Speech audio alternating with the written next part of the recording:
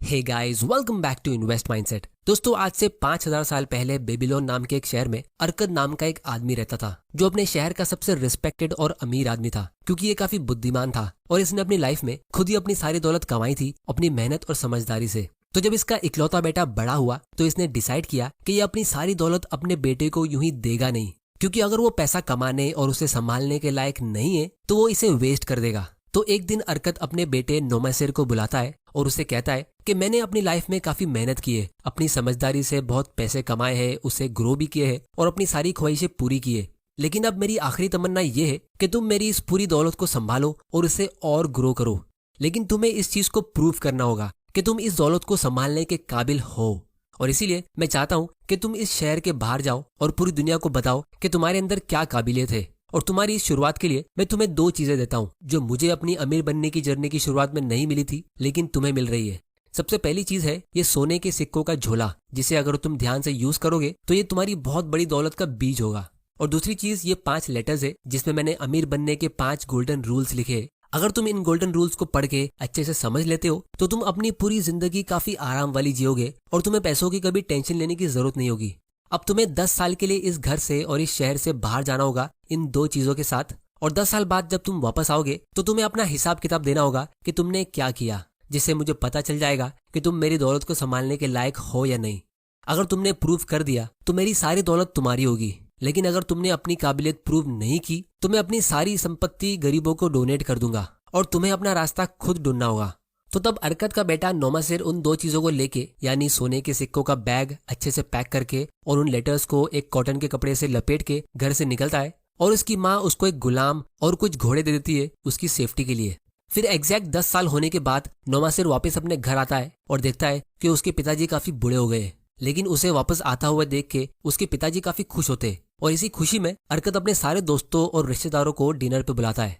फिर जब उनका डिनर हो जाता है तो वो सब नोमासिर की तरफ देखते और उसके मॉम डैड भी अपनी चेयर पे बैठ के नोमासिर को सामने खड़ा करते और उसे पूछते कि उसने इन 10 सालों में क्या किया। तो नोमासिर बताता है कि उसने शादी कर ली और वो अपनी बीवी और 2 छोटे बच्चों को भी लेके आया है, और कहता है कि पिताजी, मैं आपकी होशियारी और बुद्धिमानी को सलाम करता हूँ। 10 साल पहले मेरे पास कुछ भी नहीं था और आपने एक बहुत ही अच्छे पिता होने के नाते मुझे एक सोने के सिक्कों का बैग दिया और साथ में एक उससे भी ज्यादा कीमती चीज दी जिसकी कीमत मैं उस वक्त समझ नहीं पाया, और इसीलिए जब मैं बाहर गया तो मेरे हाथ से वो सोने के सिक्कों का बैग इतना जल्दी दूर चला गया जैसे एक बच्चे के हाथ से एक खरगोश भाग जाता है, क्योंकि उसको पता नहीं होता है कि उस खरगोश को संभाला कैसे जाए।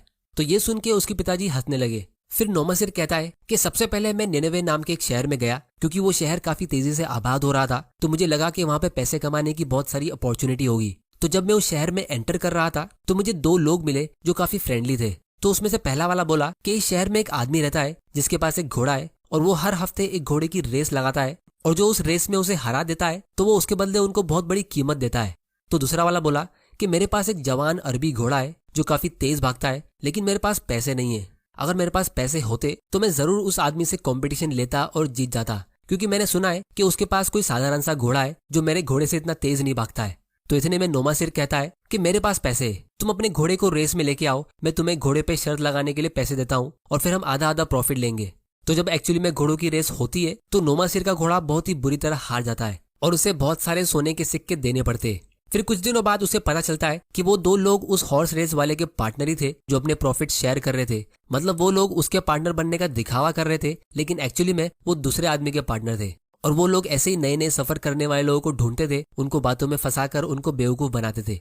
फिर नोमासिर अपने पिताजी को कहता है कि मुझे लगा उसके बाद मैं चौकन्ना हो जाऊंगा, क्योंकि मैंने ठान लिया था कि मैं और पैसे बर्बाद नहीं करूंगा, लेकिन ये तो मेरे बेवकूफ बनने की शुरुआत थी। क्योंकि फिर कुछ ही दिनों बाद मैं एक दूसरे आदमी से मिला जिससे बात करके मुझे पता चला कि वो भी एक अमीर फैमिली से बिलोंग करता है और वो कोई जगह ढूंढ रहा है सेटल होने के लिए। और उसे पता चला कि पास के एक गांव में एक बिजनेसमैन मर गया है जिसके पास बहुत सारे कपड़े और गुड्स थे जिसका वो बिजनेस करता था। तो उस बिजनेसमैन की बीवी उन सब गुड्स को काफी सस्ते प्राइस पे सेल कर रही है और लोग उसे खरीद नहीं रहे क्योंकि किसी के पास उतने पैसे है नहीं। तो नोमासिर का वो न्यू फ्रेंड कहता है कि हम इन सारे गुड्स को खरीद लेते ताकि हम बाद में इसे अच्छे प्रॉफिट में सेल करेंगे और फिर हम पार्टनरशिप में इस बिजनेस को ग्रो करेंगे। तो ये आइडिया नोमासिर को काफी अच्छा लगता है, लेकिन वो आदमी कहता है कि मैं अभी अपने साथ पैसे लाया नहीं हूँ, तो तुम अभी ये गुड्स खरीद लो, मैं अपने शहर जाके गोल्ड लेके आता हूँ और तुम्हें अपना आधा पेमेंट कर दूंगा। तो नोमासिर उसकी बात सुन के पूरा पेमेंट करके वो सारा गुड्स अपने पास रखता है और उस आदमी का वेट करता है। लेकिन काफी टाइम गुजरने के बाद वो आदमी कभी रिटर्न आता ही नहीं है। और क्योंकि उसे बिजनेस करने का कुछ अता पता होता नहीं है तो वो गुड्स काफी टाइम तक ऐसे ही गोदाम में पड़े हुए होते हैं और फिर अल्टीमेटली उसे वो सब माल और भी सस्ते प्राइस पे सेल करना पड़ता है, जिससे उसका काफी ज्यादा लॉस होता है। और फिर इसके बाद वो ऐसी ही कुछ और गलती करता रहता है और फिर फाइनली नोमासिर के बुरे दिन चालू हो जाते हैं, क्योंकि अब उसके पास कोई भी सोने के सिक्के बचते नहीं है। तो फिर वो एक नौकरी ढूंढने निकलता है, लेकिन उसे काफी ढूंढने के बाद भी कोई अच्छी जॉब नहीं मिलती है, क्योंकि उसके पास कोई स्किल या हुनर नहीं होता है। तो धीरे धीरे करके उसे अपने घोड़े बेचने पड़ते हैं, फिर उसे अपना वो गुलाम बेचना पड़ता है और फिर उसे अपने कपड़े बेचने पड़ते हैं ताकि उसको दिन का एक टाइम का खाना मिल सके। लेकिन फिर धीरे धीरे वो टाइम भी आ जाता है जब उसके पास कुछ भी नहीं होता है, मतलब एक टाइम का खाना भी नहीं। तब उसे उसके पिताजी की बात याद आती है कि अगर तुम्हें इस शहर का सबसे अमीर इंसान बनना है और इज्जत चाहिए तो तुम्हें उससे कमाना होगा। और इसीलिए वो सोचता है कि वो इतना जल्दी गिव अप करेगा नहीं। और फिर फाइनली नोमासिर उन 5 लेटर्स को पहली बार ओपन करता है, क्योंकि अब उसके पास उसके अलावा कुछ बचता ही नहीं है। तो जब वो उसे रीड करता है तो वो अपने आप से कहता है कि काश उसने वो लेटर्स पहले पढ़ लिए होते तो उसे ये दिन देखने नहीं पड़ते। लेकिन खैर गलती तो उससे हो चुकी थी। अब यहाँ तक की कहानी सुन के नोमासिर के रिश्तेदार और उसके मम्मी डैडी काफी टेंशन में आ जाते। तो तब वो अपने पिताजी को बहुत ही प्यार से कहता है कि आपने मुझे सोने के सिक्कों के साथ एक झोला दिया और वो 5 लेटर दिए जो मेरे हिसाब से सबसे ज्यादा वैल्यूबल थे, क्योंकि अब तक मैंने आपको मेरी स्ट्रगल करने की कहानी सुनाई, क्योंकि मैंने आपकी सबसे कीमती चीज को इस्तेमाल नहीं किया था। लेकिन उस दिन मैंने डिसाइड किया कि अब मैं इन 5 गोल्डन रूल्स को दिल से फॉलो करूंगा और अपनी इज्जत आपके लिए कमाऊंगा। तो फिर इसके बाद नोमासिर एक लेबर यानी मजदूरी का काम करता है, जहां से उसे थोड़े से पैसे मिलते हैं, लेकिन क्योंकि पहले उसके पास कुछ भी नहीं था तो उसके लिए वो भी काफी हो जाते। और इसके साथ वो वेल्थ क्रिएशन का पहला रूल भी फॉलो करता है, जो होता है gold comes happily and in increasing quantity to any man who will put by not less than 1/10 of his earnings to create an estate for his future. इसका simple language में मतलब ये है कि अपनी इनकम का 10%, उससे एक भी % कम नहीं, उसे अलग कर दो अपनी वेल्थ क्रिएशन और फ्यूचर के लिए। अगर आप ऐसा करते हो तो पैसा आपके पास हमेशा खुशी खुशी आता रहेगा। अब इसकी ज्यादा डिटेल्स हमने लास्ट वीडियो में डिस्कस की है, जिसे आप यहाँ पे क्लिक करके देख सकते हो। तो दूसरा गोल्डन रूल है gold stage for the protection of its cautious owner who invested under the advice of man wise in its handling. अब इसका मतलब है कि पैसा उन्हीं लोगों के पास टिकता है जो फाइनेंशियली स्मार्ट लोगों की गाइडेंस से इन्वेस्टिंग शुरू करते हैं, क्योंकि जब आप इन्वेस्टिंग की दुनिया में न्यू होते हो तो आपको बहुत सारे इन्वेस्टिंग ऑप्शंस मिलेंगे और सब में अपना हाथ आजमा के पैसा लूज करना आप अफोर्ड नहीं कर सकते, क्योंकि हमारे पास पैसा लिमिटेड होता है। जैसे अगर आप इन्वेस्टिंग की दुनिया में न्यू हो तो आप बिटकॉइन यानी crypto currencies, NFT, stock market, mutual fund, PPF, ULIP और ऐसी बहुत सारी जगह पे इन्वेस्टमेंट कर सकते हो। और अगर आप सिर्फ स्टॉक मार्केट की ही बात करो तो कुछ लोग यहाँ ट्रेडिंग करते हैं और कुछ लोग यहाँ पे लॉन्ग टर्म इन्वेस्टिंग करते हैं, तो यहाँ पे भी अलग अलग स्ट्रेटेजी होती है। तो मेजोरिटी लोगों के लिए स्टॉक मार्केट में लॉन्ग टर्म इन्वेस्टिंग एक बहुत ही बढ़िया ऑप्शन होता है, लेकिन फिर भी बहुत लोगों को यहाँ से अच्छा खासा लॉस हो जाता है। मुझे काफी सारे लोग ईमेल, मैसेज और कमेंट करके कहते कि उन्होंने डे ट्रेडिंग करके लाखों रुपए लूज किए हैं, काश उनको कोई पहले इनके रिस्क के बारे में बता देता। और अगर आप गूगल भी करोगे तो आपको यही रिजल्ट मिलेगा कि स्टॉक मार्केट में एक 90-90-90 का कॉन्सेप्ट काफी फेमस है, जिसका मतलब है कि यहाँ पे डे ट्रेडिंग करके 90% न्यू ट्रेडर्स अपना 90% कैपिटल लूज कर देते हैं सिर्फ शुरू के 90 डेज में। तो ये वेल्थ क्रिएशन के सेकंड लॉ को फॉलो नहीं करने का नतीजा होता है। तो इसीलिए स्टॉक मार्केट में बिगिनर्स को मैं एक सिंपल एडवाइस यही देता हूँ कि आपको यहाँ पे ग्लेन मैक्सवेल की तरह खेलना नहीं है, बल्कि आपको MS धोनी की तरह खेलना है। मतलब शुरू में ऐसी कंपनीज ढूंढो जिसमें आपके कैपिटल लूज होने के चांसेस बहुत कम हो, मतलब जल्दी गेम से आपको आउट नहीं होना है, क्योंकि बाद में रन्स अपने आप स्कोर होते हैं कंपाउंडिंग के पावर से। और हमारी लाइफ एक टेस्ट मैच की तरह होती है, अगर आप इसे डे ट्रेडिंग यानी T20 की तरह खेलोगे तो जल्दी आउट होके पछताते रहोगे। तो अब हम वापस अरकत और नोमासिर की स्टोरी पे आते। तो जब नोमासिर मजदूरी करके थोड़ी बहुत सेविंग्स कर रहा था तो उसकी मुलाकात एक बहुत ही फाइनेंशियली स्मार्ट आदमी से होती है, जिसका नाम किसी को पता नहीं होता है, लेकिन लोग उसे रॉकी के नाम से बुलाते, जो उसे बिजनेस के बारे में सिखाता था। तो बाकी लोगों में और रॉकी में फर्क ये था कि वो उसे डायरेक्टली कहीं पे इन्वेस्ट करने की टिप्स नहीं दे रहा था, बल्कि बिजनेस के टाइमलेस प्रिंसिपल सिखा रहा था। तो नोमासिर अपनी छोटी छोटी सेविंग्स को रॉकी की दी गई नॉलेज से बिजनेस में इन्वेस्ट करता और फिर धीरे धीरे वो देखता कि उसको थोड़ा बहुत प्रॉफिट मिल रहा है। उसके प्रॉफिट काफी छोटे थे, लेकिन उसका हौसला काफी बुलंद हो गया था। फिर तीसरा लॉ है gold labours carefully and heartily for its wise owner who finds for it profitable employment multiplying even as the flocks of the field. जिसका मतलब ये है कि पैसा अपने फाइनेंशियली स्मार्ट मालिक के लिए काफी मेहनत के साथ और दिल से काम करता है और करता रहता है, अगर वो मालिक उन पैसों को कोई अच्छी और प्रॉफिटेबल जगह पे उसे काम पे लगाए, जिसे उस पैसों के बच्चे पैदा होते हैं, मतलब पैसों से और पैसा बनता है, जिसे हम सिंपल भाषा में पावर ऑफ कंपाउंडिंग कहते हैं, जो शुरू में थोड़ा स्लो होता है, लेकिन उसके जरिए एक छोटे से अमाउंट से भी आप एक बहुत बड़ी वेल्थ क्रिएट कर सकते हो, जैसे एग्जांपल के लिए हम यहाँ पे टिकर टिप यूज करते हैं, जहाँ पे आप इंडिया के सारे स्टॉक्स को काफी आसानी से एनालाइज कर सकते हो। इसकी लिंक आपको नीचे डिस्क्रिप्शन में मिल जाएगी, आप वहां जाके इसे चेक कर सकते हो। और अगर आपको स्टॉक्स खरीदने के लिए एक इन्वेस्टमेंट अकाउंट ओपन करना है तो उसकी लिंक भी आपको नीचे डिस्क्रिप्शन में मिल जाएगी। तो 2003 में राकेश झुनझुनवाला ने टाइटन कंपनी में इन्वेस्ट किया था, जब इस कंपनी का शेयर प्राइस 3 रुपए के आसपास था। तो उस टाइम पे ये कंपनी काफी एक्सपांड हो रही थी और नए नए स्टोर्स ओपन कर रही थी। और अभी भी ये कंपनी काफी स्पीड में न्यू सिटीज में अपने स्टोर्स ओपन कर रही है, जो आप इनकी एनुअल रिपोर्ट और इन्वेस्टर प्रेजेंटेशंस में पढ़ सकते हो। और इनका मैनेजमेंट काफी फोकस के साथ ग्रोथ पे ध्यान दे रहा है, न्यू कैटेगरीज और प्रोडक्ट्स लॉन्च होते जा रहे हैं। तो इससे हुआ ये कि इनका मार्केट शेयर इंक्रीज हुआ, यानी इन्होंने ज्यादा कस्टमर्स को ऑनबोर्ड किया, जिससे इनका रेवेन्यू यानी सेल्स इंक्रीज हुआ और अल्टीमेटली इनका नेट प्रॉफिट बढ़िया तरीके से ग्रो हुआ। 8-9 साल पहले इनका प्रॉफिट 700 करोड़ के आसपास था, लेकिन अब इनका प्रॉफिट 2000 करोड़ के ऊपर है।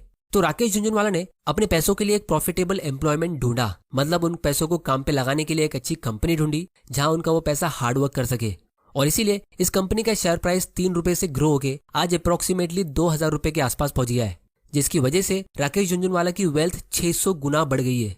और अभी भी इस कंपनी का ग्रोथ स्कोर काफी अच्छा है, डिफॉल्ट प्रोबेबिलिटी भी कम है, मतलब कंपनी के डूबने के चांसेस कम है, और क्वालिटी चेक्स भी स्ट्रांग है। तो अगर ये स्टॉक अगले 3-4 साल में डबल होता है तो राकेश झुनझुनवाला के लिए ये स्टॉक 1000 गुना से भी ज्यादा ग्रो हो जाएगा। मतलब अगर आपने इसमें सिर्फ 1 लाख रुपए इन्वेस्ट किया होता तो 600 गुना के हिसाब से 1 लाख रुपया 6 करोड़ में ग्रो होता है। और फिर उसके 3-4 साल में 6 करोड़ और मतलब 12 करोड़ सिर्फ 1 लाख के कैपिटल से। और जिसने इसमें ज्यादा इन्वेस्ट किया होता तो उसको और बड़ा प्रॉफिट मिलता।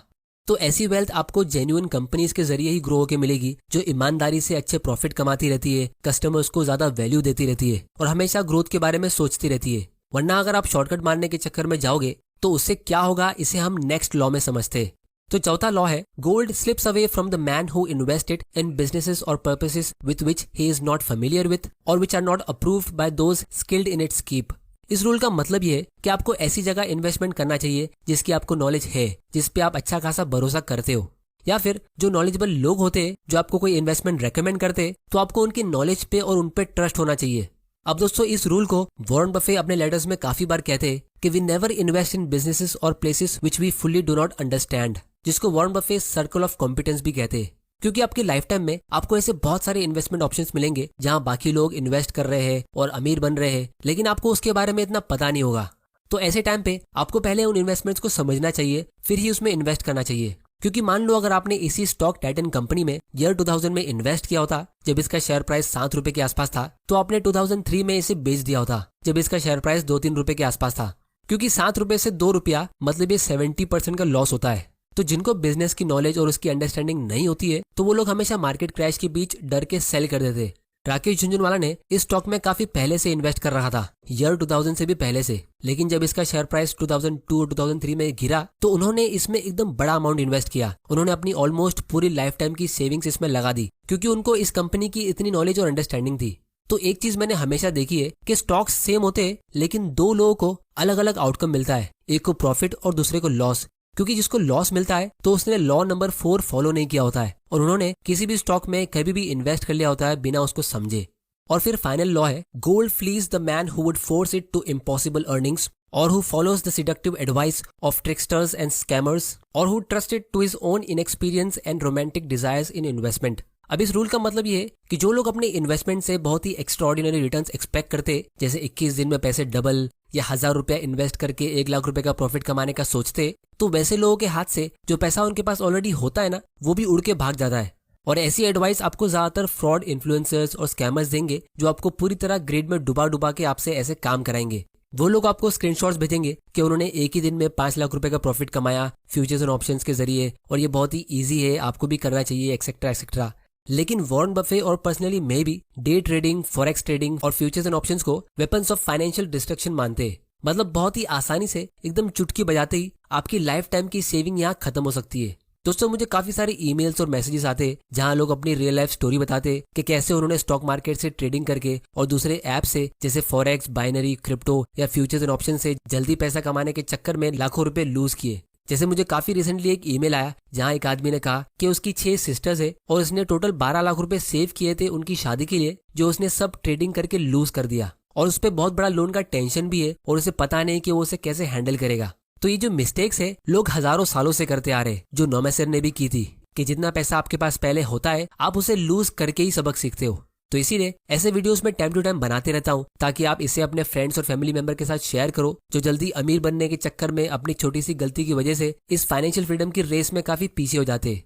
अब दोस्तों गुड न्यूज ये है कि चाहे आप अपनी लाइफ में कितनी भी गलती करो आप हमेशा एक कमबैक कर सकते हो और अपनी लाइफ टाइम में वेल्थ बिल्ड कर सकते हो। तो नोमेसर ने भी अपने 10 साल की जर्नी में बहुत सारी मिस्टेक्स की, जहां वो जल्दी पैसा कमाने के चक्कर में कभी हॉर्स रेस में सट्टेबाजी करता तो कभी खराब बिजनेस में इन्वेस्ट कर देता, जहां वो कुछ पैसे कमा तो नहीं पाया बल्कि उसने वहां पैसे लूज कर दिए। लेकिन उसने हार नहीं मानी और उसने मेहनत करके भले ही मजदूरी करके थोड़े पैसे सेव करके एक्चुअल इन्वेस्टिंग शुरू करी और इन 5 गोल्डन रूल्स को फॉलो करके अपनी बाकी की जिंदगी गुजारी, जिससे अल्टीमेटली हुआ ये कि वो अपने पिताजी से कहने लगा कि अगर तुम मुझे सच में अपनी पूरी दौलत दे देते लेकिन वो 5 गोल्डन रूल्स नहीं देते तो मैं आपकी सारी दौलत तो क्या पूरी दुनिया की सारी दौलत भी काफी जल्दी बर्बाद कर देता। लेकिन आपने ऐसा नहीं किया क्योंकि आप बुद्धिमान हो। फिर नोमेसर अपने गुलाम को इशारा करता है जो एक के बाद एक 6 बड़े बड़े बैग्स लेके सबके सामने रखता है। फिर नोमेसर उसमें से एक बैग उठाता है और उसे खोलता है जिसमें बहुत सारे सोने के सिक्के होते हैं और पब्लिकली सबके सामने उसके पिताजी को कहता है कि आपने मुझे एक सोने के सिक्के का झोला दिया था लेकिन उसके बदले मैं आपको ये बड़ा वाला बैग रिटर्न दे रहा हूँ और इसके साथ में आपने मुझे 5 गोल्डन रूल्स दिए थे जिसका बदला मैं शायद अपनी पूरी जिंदगी भी चुका नहीं पाऊंगा, लेकिन फिर भी मैं आपके लिए 5 एक्स्ट्रा बैग्स लेके आया हूँ जो मैंने आपके रूल्स फॉलो करके अपनी मेहनत से कमाए हैं। और अगर आप मुझे अपनी दौलत नहीं भी देते हो तो भी मुझे इससे कोई अफसोस नहीं होगा क्योंकि अब मैं अपनी जिंदगी में अपनी दौलत खुद कमा सकता हूँ। अगर मेरी दौलत किसी वजह से खत्म हो भी जाती है तो भी मुझे कोई टेंशन नहीं होगा क्योंकि लोग मुझसे मेरे पैसे छीन सकते, मेरा घर मुझसे छीन सकते, लेकिन कोई मुझसे मेरी नॉलेज नहीं छीन सकता। और ये सुन के अरकत अपने बेटे पे काफी प्राउड फील करता है और वो कहता है कि आज तुमने ये प्रूफ कर दिया कि तुम मेरे ही बेटे हो और इस दौलत के असली हकदार।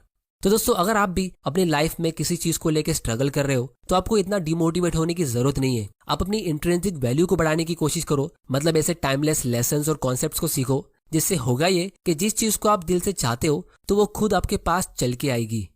तो दोस्तों आज की वीडियो में इतना ही। आने वाली वीडियोस में हम इससे भी एक इंटरेस्टिंग स्टोरी द बासित नाम के एक आदमी के बारे में डिस्कस